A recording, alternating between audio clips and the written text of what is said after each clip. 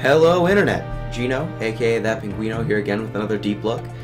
This time I'm going to be looking at Penny Arcade on the Rain-Slick Precipice of Darkness 3, and to help me out with this deep look, I've got my good friend Rothgar. Hello, I'm Rothgar.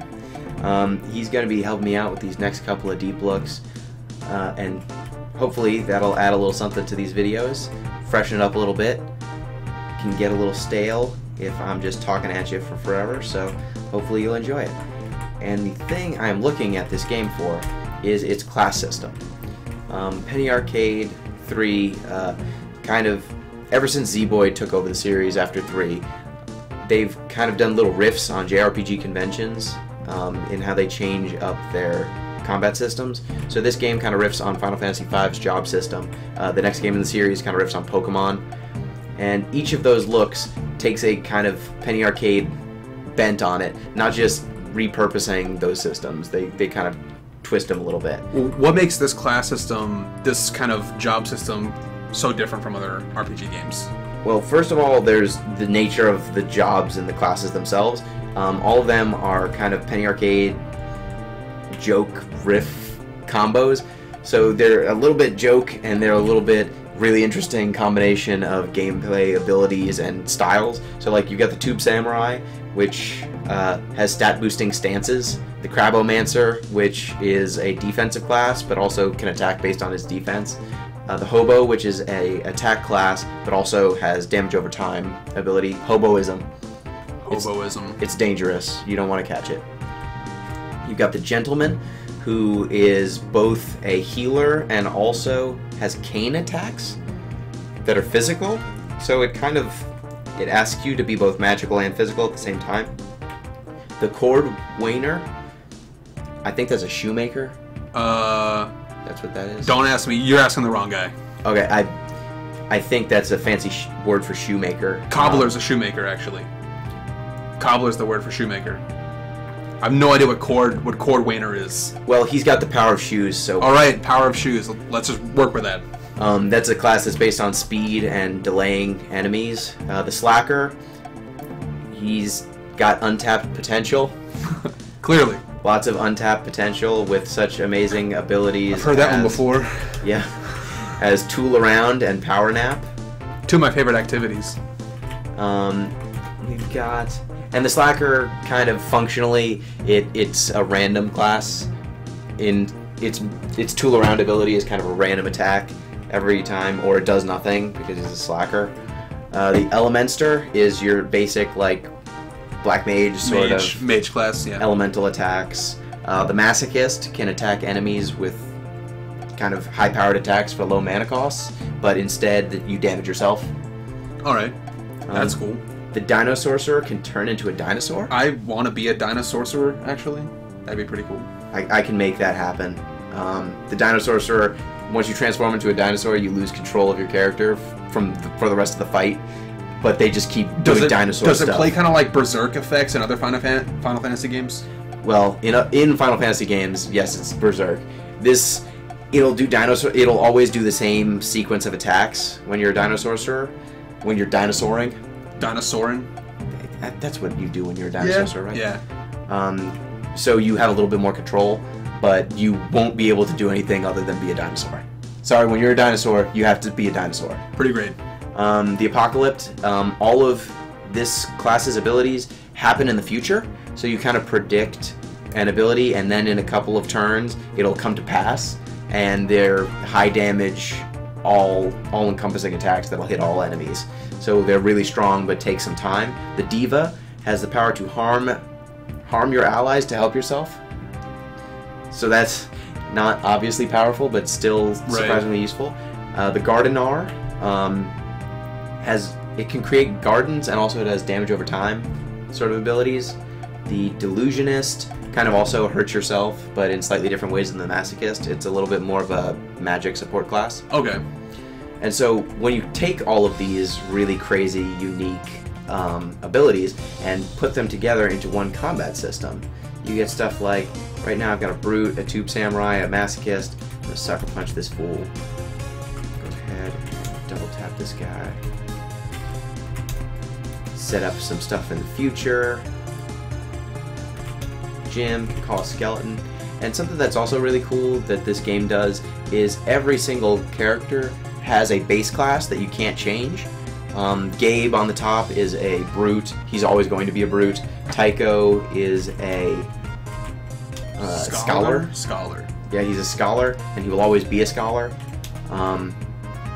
Jim is always a necromancer because he's a head in a jar, and Moira is always a gumshoe because she's a detective.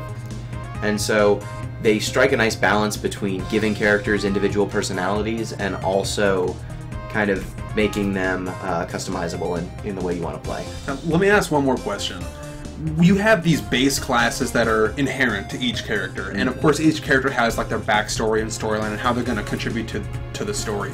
But is there any way you can create their classes so that it doesn't make any sense, that it could get in the way of how the story progresses? Can you choose wrong classes for a character based on what their story would be? Like, it does, like maybe it wouldn't make any sense if Gabe was a brute gardener gentleman. Like, maybe it wouldn't make any sense. Is it okay for any character to be any class?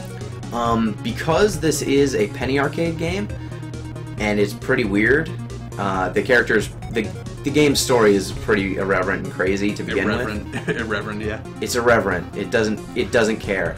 If the game doesn't like, if the game's not going to be super super serious about everything to begin with, I guess you have some room. Yeah, it's not going to. It's not going out of its way to be serious. I don't really mind that everyone's kind of crazy and all the abilities are a little wonky. And also, I don't think that in Penny Arcade World it is out of line for him to be a brute tube samurai masochist. Now, from a straight gameplay perspective, Gabe's always going to have the highest strength. He's always going to deal crazy damage if you spec him properly. Moira will always be the fastest. Jim will always be good at magic. Tycho also good at magic. So does it make sense from a practical perspective to necessarily spec them out so that Gabe does magic and Moira, I don't know, Moira can kind of do anything, but like Jim does physical attacks? No, it's not going to make a lot of sense.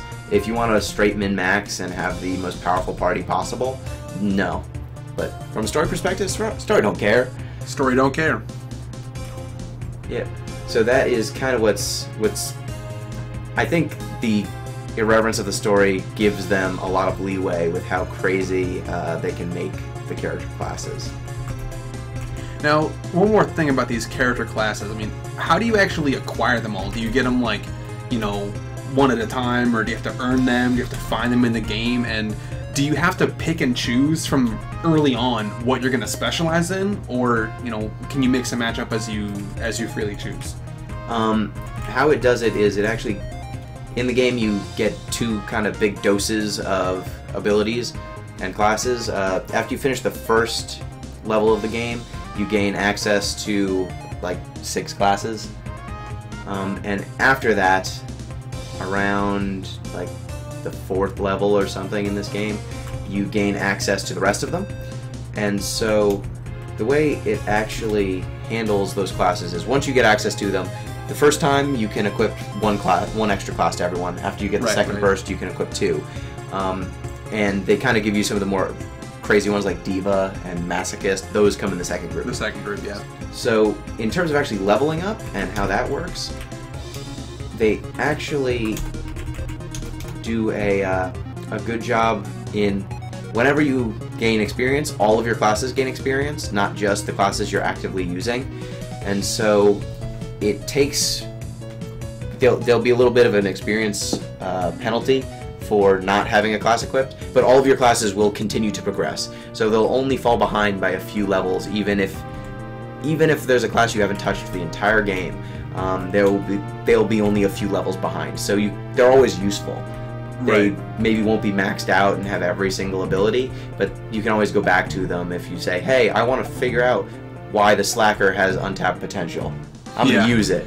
I think that's really cool how it gives you the option to play around whenever you feel like it. Yeah. Games should do that more, I think. Yeah, I think it's a big mistake in an RPG when you just basically say, hey, sorry you didn't invest 20 hours into one particular class. Yeah. Leveling up this class, I guess you should probably restart the game then. Yeah, because I've played RPGs before where maybe you need your, one of your major characters to be spec out a certain way to progress through a certain part of the game, a certain obstacle, and now you're just miserable because you didn't know it was coming, you didn't prepare for it, right? Yep. And also worth mentioning, in terms of rolling back and trying different stuff, there's basically no penalty for dying in this game. You can just kind of roll back to... you get rolled back to right before the fight. And so you can change up how you're going to approach a battle and how you're going to attack it just by switching up the classes. That's cool. Yeah. So that's going to be our look at the class system. I hope you enjoyed it. And if you'd like me having a guest host, let me know. I liked being a guest host. Well, that's good, because you're going to be sticking around for a little bit. A little while, at least. Yep. So, hope you enjoyed this video. Let me know if you liked it. This is Gino. And I'm Rothgar. Thanks for listening, everyone. Peace.